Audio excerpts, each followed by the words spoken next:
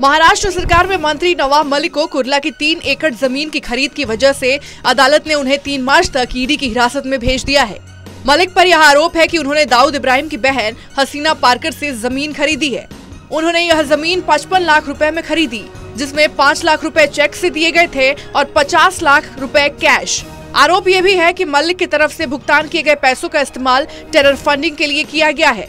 यह जमीन हसीना पारकर ने फर्जी पावर ऑफ अटॉर्नी के जरिए मूल मालिक मुनीरा प्लम्बर से हथिया ली थी।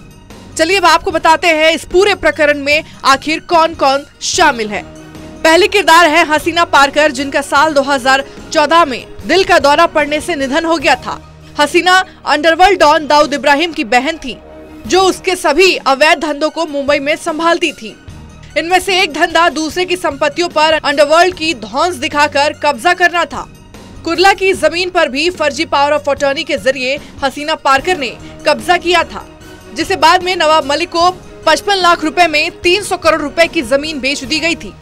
कुर्ला के LBS रोड पर यह 3 एकड़ की जमीन गोवा वाला कंपाउंडर में है, जिसकी वजह से नवाब मलिक आज सलाखों के पीछे हैं। हसीना के बेटे अलीशाह पारकर से जब ईडी ने पूछताछ की, तब उसने नवाब मलिक और अंडरवर्ल्ड के इस कनेक्शन का जिक्र किया था, जिसके बाद मलिक पर नकेल कसी गई। ईडी के अधिकारियों ने अदालत में यह कहा है कि नवाब मलिक अंडरवर्ल्ड डॉन दाऊद इब्राहिम की बहन हसीना पारकर के संपर्क में थे। उससे ही उन्होंने कुर्ला की वह 3 एकड़ जमीन कौड़ियों के दाम खरीदी थी। मलिक ने 300 करोड़ रुपए की जमीन महज 55 लाख में खरीदी थी।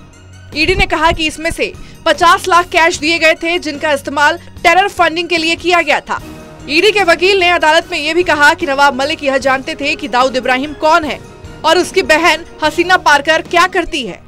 बावजूद इसके उन्होंने हसीना पारकर और उसके आदमियों के जरिए ये जमीन कौड़ियों के दाम पर खरीदी। इससे मलिक और अंडरवर्ल्ड के रिश्ते का भी पता चलता है।